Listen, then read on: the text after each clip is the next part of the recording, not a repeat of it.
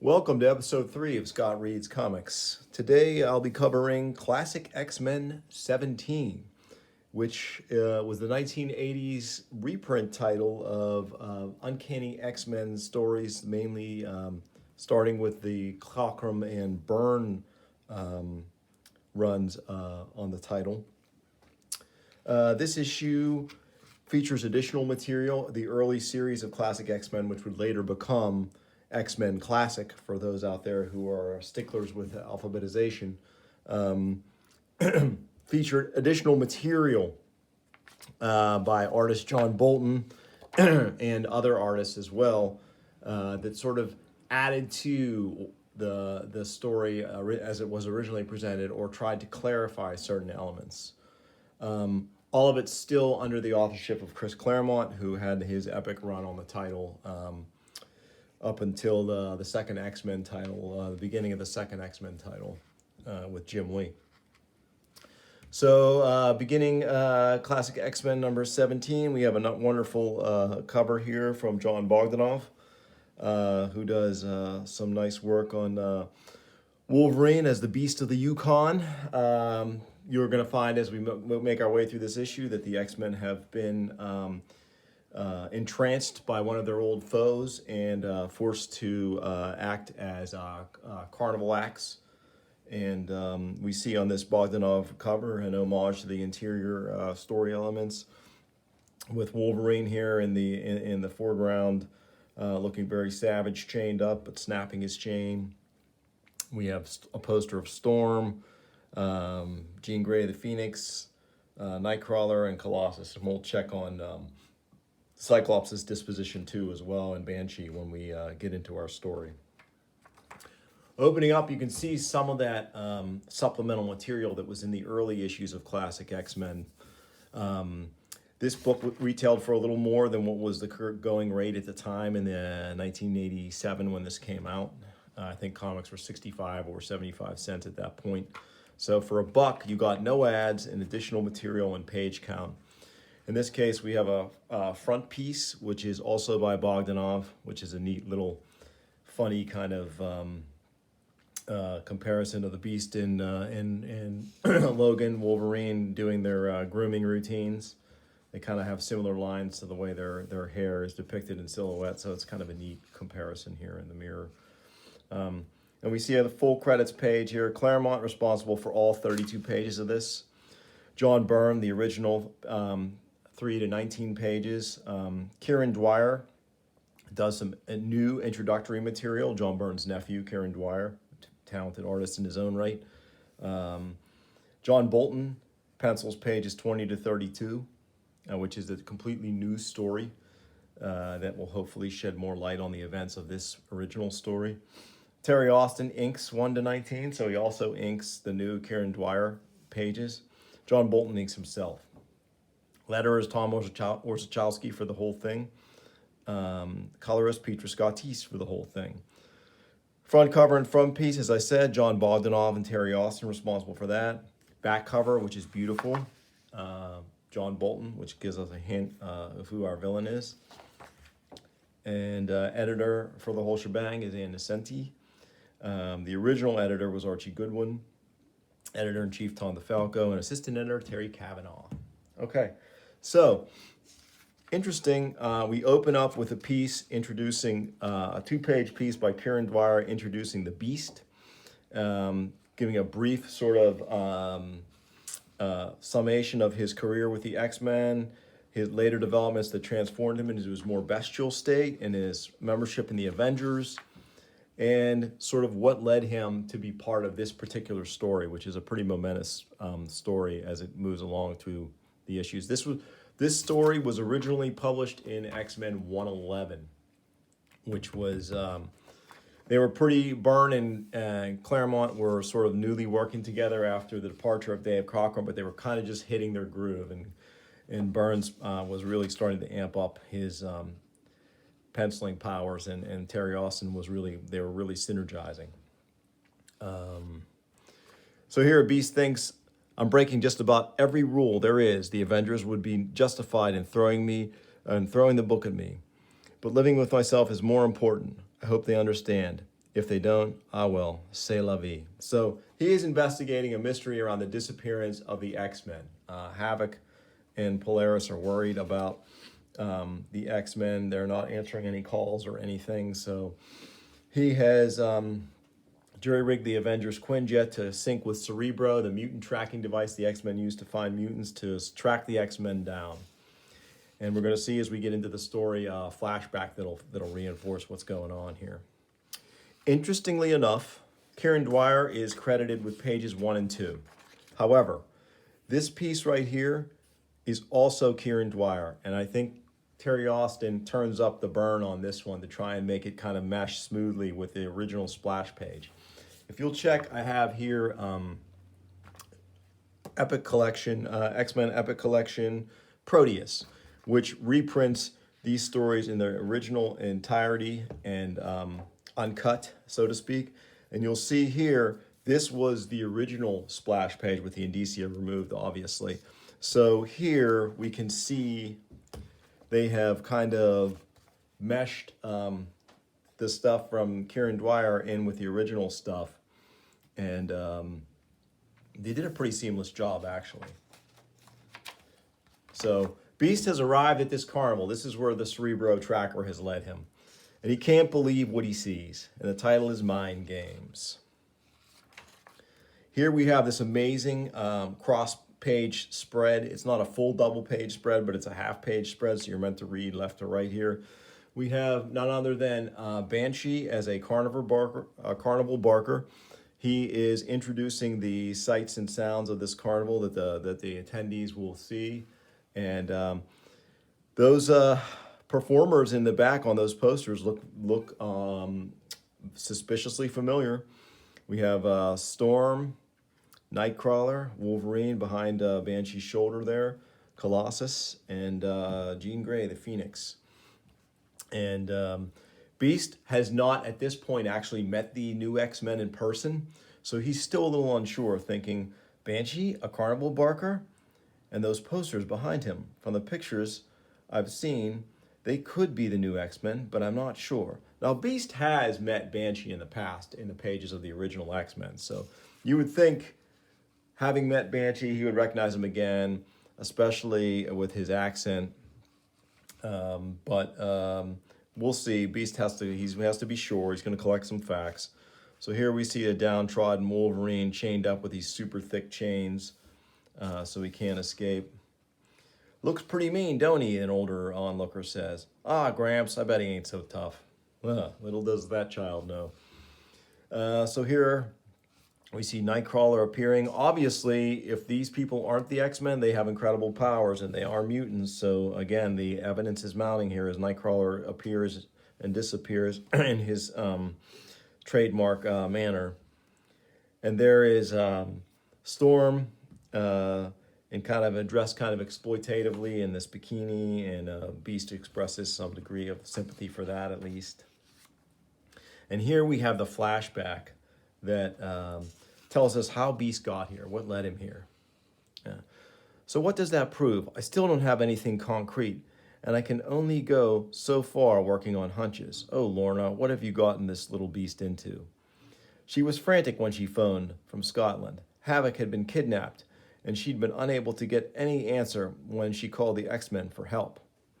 So Havoc is kidnapped, we're not sure by who, and the Beast shows up at the X-Mansion to figure out why they're not answering any calls for help. And look at all this mail that's piled up. And things are getting very interesting here. And this is where Beast decides to jury-rig Cerebro and sync it with the Avengers Quinjet that he's borrowed, tracking down the what he might believe to be the X-Men at this carnival. Here he wanders into the trapeze tent looking for more answers, and he sees a woman who could be Jean Grey. And in the midst of her performance, apparently she misses her partner's hand and is going to fall, but miraculously, she glides safely to the ground. Call her what you like, Banshee, but as far as I'm concerned, the lady's name is Jean Grey. Her moniker here is Ms. Destiny. So Beast trials her back to her trailer, and he says, "Excuse me, Ms. Destiny, may I come in?" That's why the door's open, sport. I'm a lady who loves to meet her public. Only make it short and sweet, huh? I have a heavy date. What's the matter, handsome? Cat got your tongue? So Gene's manner is so different that it's thrown the beast off, and he thinks he may have made a terrible mistake. He starts to second guess himself, but then another familiar face shows up. And hilariously, it's Cyclops, and he has Slim written on his t-shirt here. But based on how jacked he is, the way Byrne draws him, I think Slim is not really an apt moniker for him. However, Beast starts to ask too many questions. He gets Jean Grey's feathers ruffled, and she tells Cyclops / Slim to throw him out. Well, you know how that's going to go. Cyclops is no match for the Beast in a physical matchup. So I love this panel here with Byrne and Austin. Just really, really selling the action here is the scuffle occurs, and the Beast has had enough, and he just, bam, he just throws Cyclops out of the trailer. And then we hear that popular Marvel carnival cry, Carney cry, hey Rube, as Cyclops calls for help. So now the Beast has got his hands full. He's got this colorful group of carnies here coming after him, a rotund strong man, a club-wielding clown, and some other roustabouts. And it even looks like a magician in the background. But these guys are no match for the Beast, and he easily outmaneuvers them. One guy says, "How jukey? He jumps higher than the Hulk." "Not quite, pal, but I'm not complaining," the Beast retorts as he leaps easily out of their midst, getting away from them. Here he decks another clown, which is cool. I love the way Byrne draws clowns. The whole thing is really just very well done, kind of slice of carny life here, and rich backgrounds, excellent lighting, selling the idea that it's nighttime, and awesome action here. I love seeing Byrne. There are a few artists who draw the Beast as well as John Byrne. I would say George Perez is another one I'd put up there as a great Beast artist. Yeah, so Beast looks great in action when drawn by Byrne and Austin here. So he is pretty much easily evaded capture by these carnies, and now he's finding a place to hide and think. He secrets himself behind this curtain, and he sees Wolverine here hanging, once again, sort of despondently hanging, chained up, and he's trying to figure out what to do. "I can't risk handling this alone. Any force or being capable of zapping the X-Men isn't one to be taken lightly. I wonder, who could it be?" But before he can figure it out, and before he can call the Avengers for help, which is something that he's thinking about doing, a shadow appears behind him on the other side of the curtain, and bam! That's a familiar fist and arm that comes through and just clocks him from behind. And Beast utters a great one-liner, as he is wont to do. "Anyone get the number of that Uru Hamber?" So he's clobbered. He gets up because he does recover quickly, but however, the lingering effects of the blow to the back of his head obviously take hold, and these carnies beat him unconscious. Wolverine witnesses it all, as he was here in the background before, and that is enough to get him going. We'll see what happens there in a second. Meanwhile, Beast is drugged to the boss's tent, or his trailer, and we can see that the man behind the X-Men's plight is none other than Mesmero, one of their classic villains from the original X-Men. Very garishly garbed Mesmero. It's never been clear to me whether Mesmero is wearing green body paint, or if this is a green body suit and he also has green body paint on his face. It's just never been clear, but I think it's going to be made more clear to me when I get into the supplemental material. Anyway, he reveals that he's the one behind it, and he's going to ensorcel Beast as well with his mesmeric powers. Meanwhile, Wolverine, in this incredible 3-panel sequence, marshals his inner forces and shatters his chains and breaks free in a desperate demonstration of his amazing strength. So he actually escapes. Love the musculature there. I mean, I said it about Beast, I'll say it about Wolverine. There are a few people who draw Wolverine as well as John Byrne. I mean, he just has an affinity for the character that makes it kind of his in many ways. And you could say the same thing about a character like Sasquatch, who no one draws Alpha Flight Sasquatch like John Byrne. So he just has that way. And Terry Austin certainly, as a finisher, really makes Byrne's lines so much more clear and dynamic. Here, Wolverine, once this roustabout that he's captured to give him information, and in his inimitable style, he convinces him to sing like a canary. Meanwhile, back in Ms. Destiny's wagon, she's there with Slam / Cyclops, and she is telling him she's about ready for a hot date with the boss, which we assume is Mesmero. Wolverine, now back in costume, bursts through the wooden wagon wall, which is a pretty great scene here. Skabash, great sound effects. And this middle panel here, great example of how a lot of times Byrne would leave out a background. In many instances, later in his career, it was obviously to save time. But earlier in his career, I think in many ways, these panels that didn't have a lot of background in them further highlight the quality of his figure work. And there's plenty of other background in these other panels. So these kind of things, this little relief here of you're just looking at the figures, there's nothing else distracting you, and the figures are so elegantly rendered and so dynamically rendered that it's a feature for me, not a bug. Slim, help, Miss Destiny says, and Cyclops once again tries to intercede and once again gets the wrong end of it, as he is physically no match for Wolverine either. Just as he was no match for Beast, he is no match for Wolverine in a physical fight. So now Wolverine knows this is Jean Grey. He has superhuman senses. There's no doubting this is his partner. This is his teammate. And he needs to get her out of her funk, out of her mesmeric state. So he does it the only way Wolverine knows how. He slaps her, and he slaps her again. And after the second time, Jean Grey has had enough, and it is enough indeed to rouse her from her hypnotic slumber, and in a very dynamic way, she reassumes the identity of Phoenix, using her awesome power to telekinetically rearrange the molecules of her garb to her Phoenix costume, and in the process, blasting Wolverine to the ground. Realizing what she's done, she apologizes, but he's over it. He's glad he just got his results. Meanwhile, unaware of what's happening, Mesmero, a great panel here with him in a great dynamic way to show the use of his powers, is literally trying to zap the Beast and bring him under his sway, but Beast is resisting. Suddenly, a distraction occurs. One of the carnies comes and says, "Hey, there's something there. Boss, the other freaks, the X-Men, they've gone crazy. They're trashing everything." So that is the distraction the Beast needs. These two guys that were holding him down get taken out in inimitable fashion here as the Beast rises up and strikes their heads together. And Beast is about to confront Mesmero, maybe even knock him out.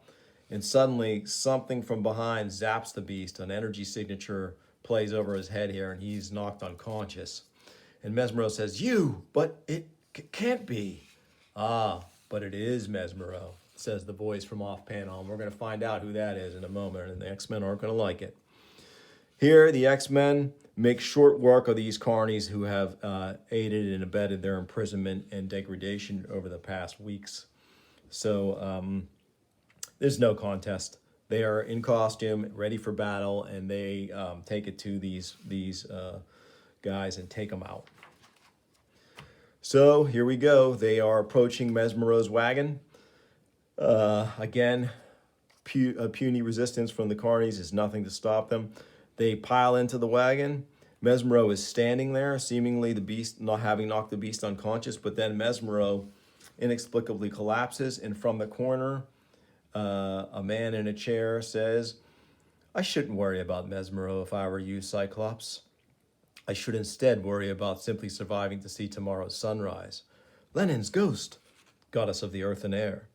So these are classic Claremont exclamations from certain characters. Colossus is famous for Lennon's ghost, and Storm, goddess of the earth and air.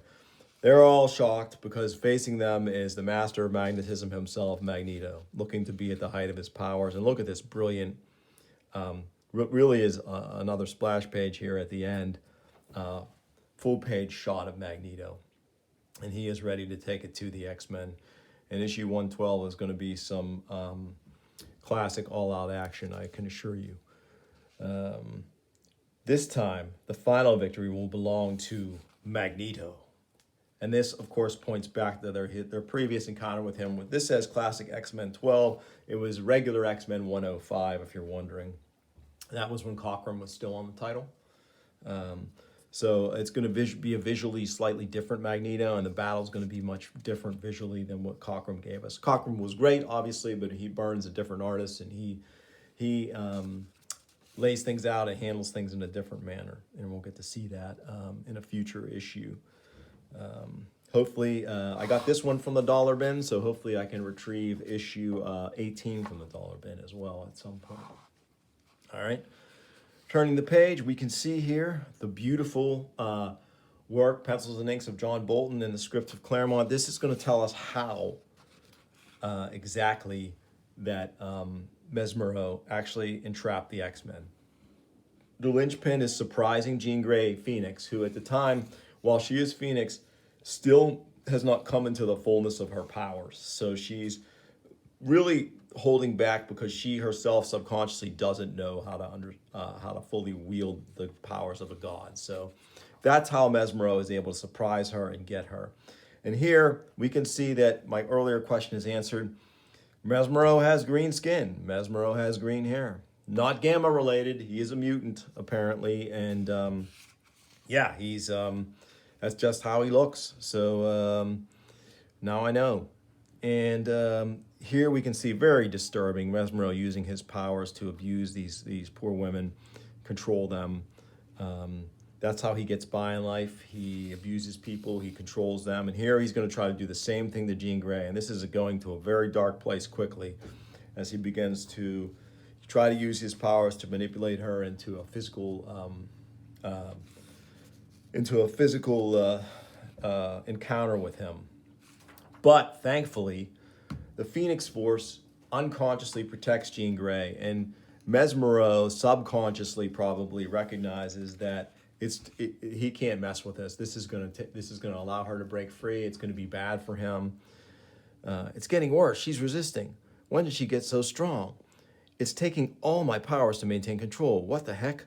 Some sort of bird image made all the fire shimmering around her. So here he's kind of disgusted and disgruntled, and he's bummed out that he couldn't further assault and degrade this poor woman. And he's just a vile individual with really no redeeming qualities at all. But he does hit upon a plan to use Jean Grey to get at the other X-Men. So here he takes Nightcrawler by surprise. He takes Banshee by surprise. And it's revealed through dialogue here that he's somehow using her telepathy to augment his own mesmeric abilities so he can control these strong-willed individuals all at the same time. It's comic book logic, whatever. It works for me. It works for the plot. So he's using Jean Grey as a kind of psychic battery, I guess. And he gets Colossus. He gets Cyclops. He gets Storm, but Storm is strong-willed enough to get a lightning bolt off, which warns Wolverine. And this is going to make things interesting here for a couple of pages. Wolverine is no easy mark. But while Mesmero cannot get Jean Grey to love him or be with him, he can make her attack her friend, which she does with a telekinetic claw here. And Wolverine is very strong-willed, tries to resist, but Mesmero, again, seems to overcome him. But Wolverine was just playing possum, and he attacks again. And so this time he orders the full X-Men team to attack Wolverine. So here we get a neat little fight sequence between the X-Men and Wolverine here, rendered beautifully by John Bolton. They all hit me hard as they flamin' could. Jean with her TK, Psych with his optic blast, Storm with a hurricane wind, Banshee with his sonics, slamming me into the pool. Got a nasty feeling this caper is going to be rough. So that's classic Wolverine speak. Caper. He uses that term all the time for any kind of operation or mission that the X-Men go on. Here, Colossus fishes him out of the pool and promptly hurls him into a tree. Wolverine's bones are unbreakable. He has got a healing factor, but he can only take so much punishment in the short term. Storm further weakens him with a monsoon, rain, and wind. Banshee dives in, punches him in the gut, and then hits him with a close-up sonic blast. And it says here, but that same ability also enhances his physical senses to an incredible degree, which in turn makes him especially vulnerable to Banshee's sonic scream. So, but Wolverine's a fighter, and he decks Banshee with a pulled punch because he still, Banshee's his friend, so he can't bring himself to hit him full strength. But Colossus doesn't pull his punch, and he really hammers Wolverine. And then Cyclops hits him with a wide-angle blast. Meanwhile, Mesmero and Jean Grey are watching. Nightcrawler ports in and gives Wolverine the business, but Wolverine still isn't giving up. He manages to take Nightcrawler out. Mesmero at this point realizes that they're just going to kill Wolverine, so he asserts control over everyone and tells them to stop. Take a powder, the lot of you, till I think of what to do. So Wolverine, while he still isn't quite under Mesmero's control, he's taken such a beating, he just goes down. So then he becomes part of Mesmero's band of enthralled slaves. And here we find how Mesmero hits on the carnival idea. He's disgusted back in the mansion, knocking furniture over, and he sees a picture of Nightcrawler on a trapeze and his old circus gig before he joined the X-Men. And he hits on the idea. And here they are in their costumes and getting close to the point where a beast is going to discover them after a few weeks of being enslaved by Mesmero. And that is our additional material for the story. It does provide a sort of a nuts and bolts, exactly how it happened, kind of insight into how Mesmero was able to pull this off. We also get some insights into just how depraved he is.